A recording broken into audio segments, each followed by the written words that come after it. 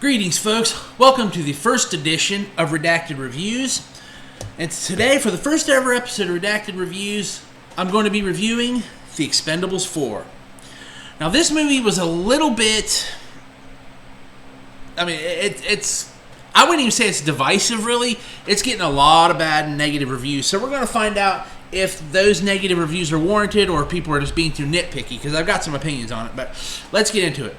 As you know, a couple weeks ago, The Expendables 4 released, and it's bombing at the box office. So, if you can judge by the title of this thumbnail, is this a fitting send-off? Because there will not be an Expendables 5. I bet money that there will not be an Expendables 5 with as much money as this movie's going to lose. But is it really that bad? I don't know. There's a lot of things about this movie I don't like, obviously. We'll just get to the stuff I didn't really like, because it's not as much as the stuff I actually enjoyed, really.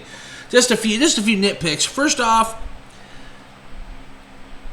this was, I understand that Stallone was leaving the Expendables and leaving the franchise going forward. I get it, but it would have been nice to have him in the movie a little bit more. I mean, when he was there, he was clearly, when he was in this movie and his scenes, he was clearly the star of the movie. No offense to Jason Statham or anybody else he's in there with. He's the star of this franchise, okay? The first three movies, even though a lot of people got their moments in these movies, and Stallone was always good at that, even when he wasn't the writer or director. He was still in charge of the first three, and everybody got their own moments. But you can tell that this was a Stallone movie. It was a Stallone starring vehicle.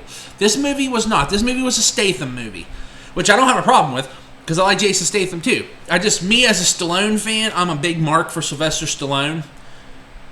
I would have liked to have seen him in the movie a little bit more, but I understand it. Yeah, he left the project completely a couple years ago, but he came back probably with the understanding that they were going to end him. They were going to end his run with this one. And another guy that I'm a fan of is Dolph Lundgren, and he was more comic relief in this movie, which he kind of was. In 2 and 3, he kind of was comic relief anyway. But this one, he was a little too goofy, and the fact is that he had a prescription scope, and he's quote-unquote prescription scope on his rifle, yet he still couldn't hit that dude when, in the beginning, I was kind of, and then he couldn't hit the broadside of a barn until he finally drank again. I'm like, I don't know, that's just kind of goofy, but, what are you going to do? I mean, I don't know. And it's like, who knows how much Lundgren could have done, because I don't remember when this movie was actually filmed. He'd had actually an ankle replacement surgery, and he'd also been battling cancer for a long time, so who knows if he could have really done the physical stuff he usually does, because he really didn't do anything physical in this movie. But, it's good to see him there. And some of the new people on the team, I got to throw a special shout out to the dude who stole the show, and that's I believe his name is Jacob Scipio. I apologize if I mispronounced that last name, but this dude playing Galgo's son was absolutely hilarious, and I had to Google him after the movie to see if he was related to Antonio Banderas, because good God, he nailed Galgo in every way. He nailed Galgo. It was great, and Galgo was the best character of Expendables 3. He was hilarious in Expendables 3. Antonio Banderas, you could tell, was having a lot of fun in Expendables 3.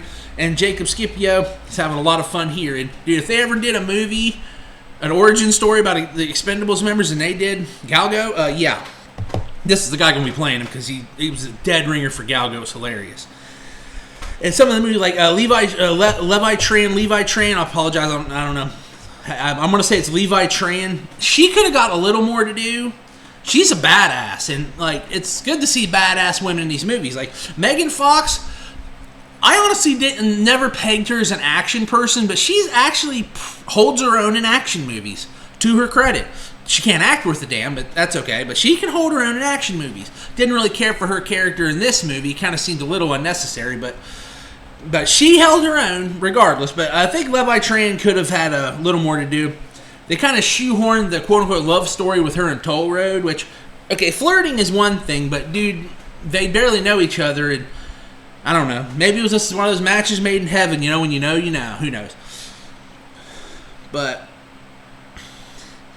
they didn't give her enough. Lundgren kind of made him look like a goof. 50 Cent, he was just there. He was clearly a replacement for Terry Crews' Caesar. I'm actually surprised they didn't have him playing Caesar because Terry Crews refused to return to the series after he had issues with, I believe it was Stallone's manager. I won't get into that because it's kind of creepy. And, I don't really like to get into that kind of stuff on this channel, because that's like just not good no matter how you slice it. It's just kind of not good.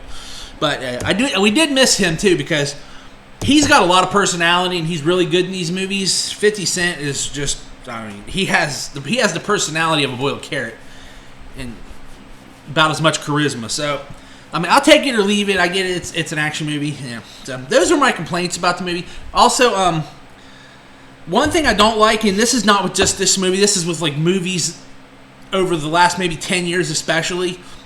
The big surprise and quote-unquote plot twist to this movie was full-on given away in the trailer.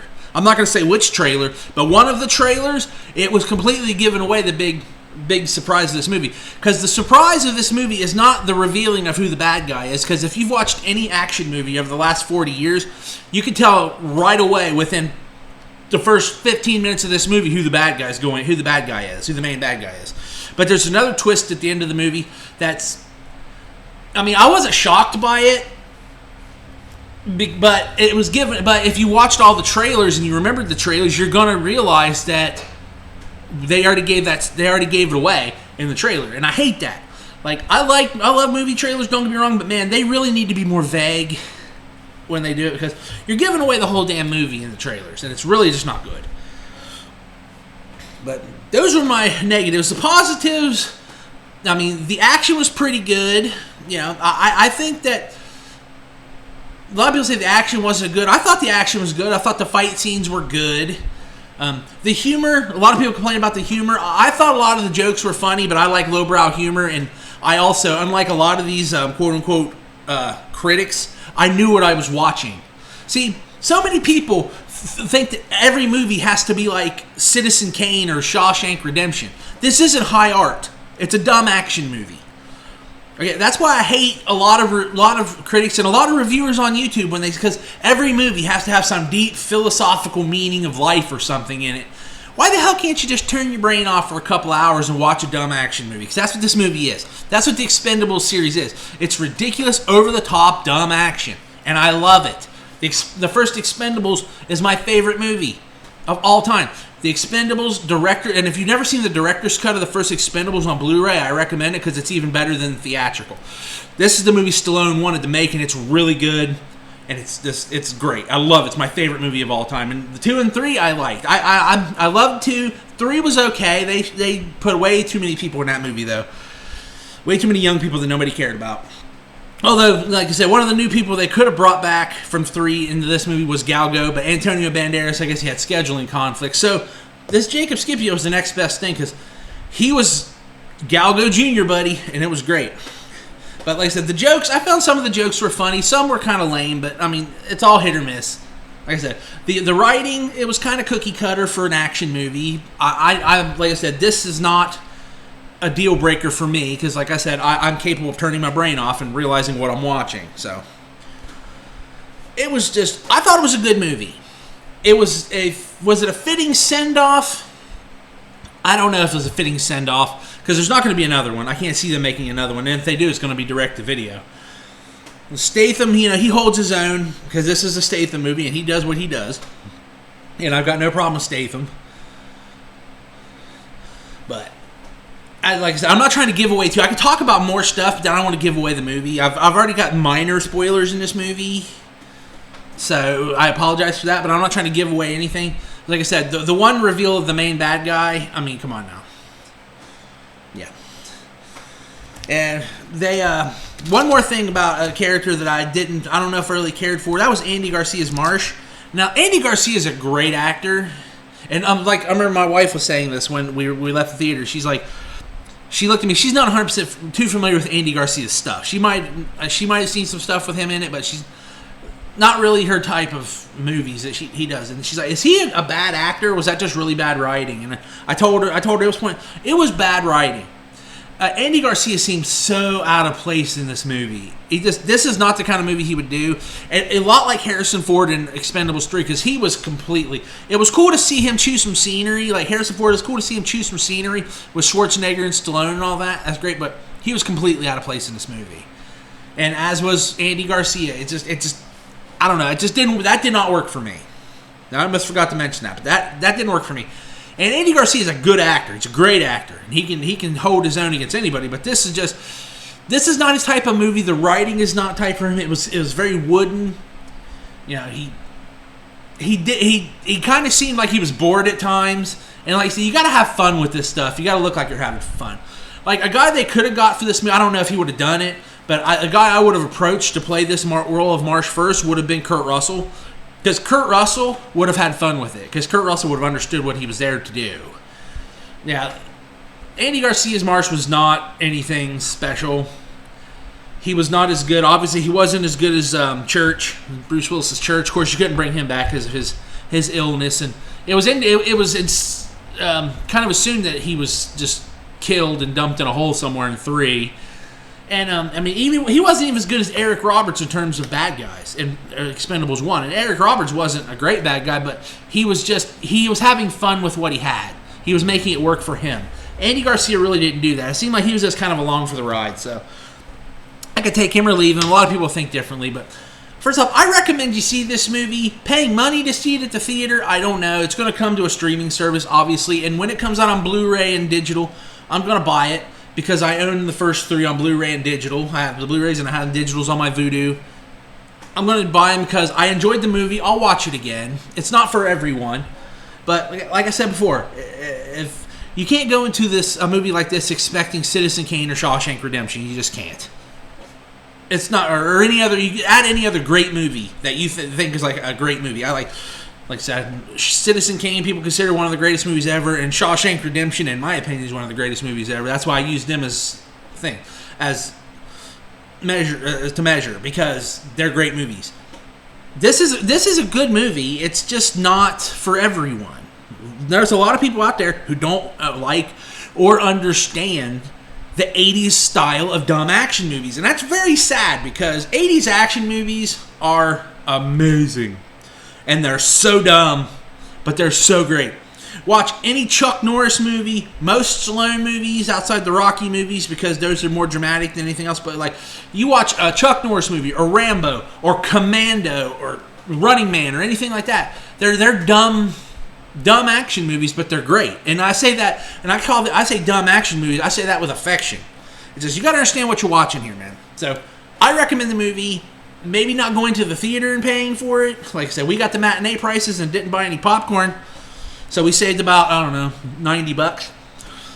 But I wanted to see the movie because, you know, I'm an Expendables fan and I'll watch it again. I won't go to the theaters to see it again, but when it comes out on digital, I'll buy it. On Blu-ray, I'm going to purchase it. And it'll hit, I don't know what streaming service it'll hit. My guess is probably Peacock, but who knows. But if it's free on one of the services you have, I recommend watching it. It's a fun movie. A lot of people you're gonna have your own opinions on it, and there might be different from mine, but that's okay. Everybody has a difference of opinion. Everybody has a right to their opinion. I think the movie is kind of being unfairly judged. The CGI in the movie is bad, but it's not nearly as bad as the trailers indicated. Because in the trailers, the CGI was bad, but of course, in trailers, CGI is not always complete. You know, they could have a scene where the CGI is like maybe 50% complete when they put the trailer out, so it looks worse.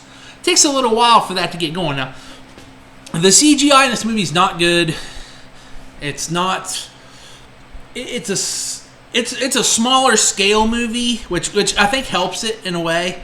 I don't understand where the huge $100 million budget came from with this small of a scale, but it's a smaller scale. It's just not a big spectacle like the first 3 Expendables were.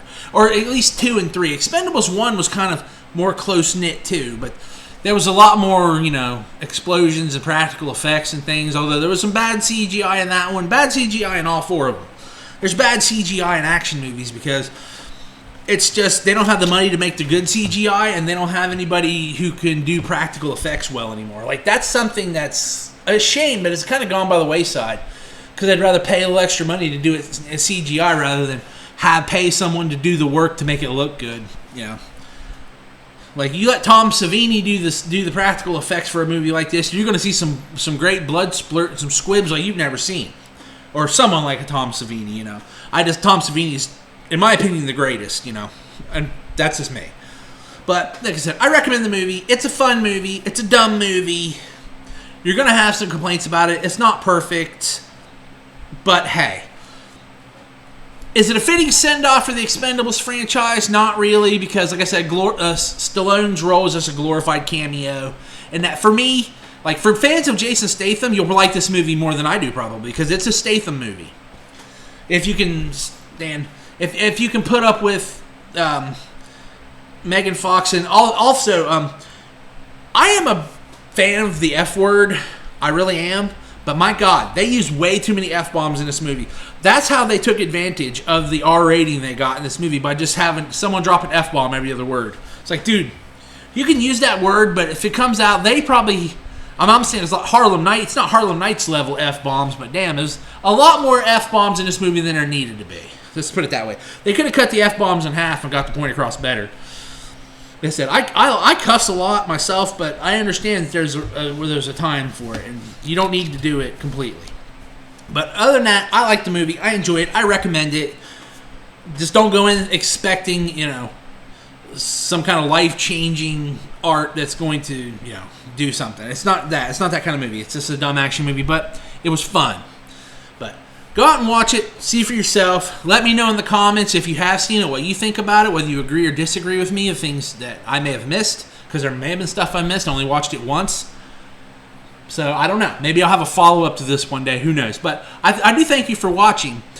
And there'll be some more reviews coming in the future. My redacted rambles, I think that's going to go to the shorts. That's going to go into shorts because that's a little more fun. I can condense what I say into that much. And so that's what's going to happen. So I'm going to have a lot more movie reviews on here and reviews of other stuff on here. Try to get that going on the channel. But I thank you for watching. I hope you return. And if you like this, go ahead and hit that subscribe button, and maybe we'll go down this rabbit hole together and have some fun videos and enjoy ourselves. But until then, take care.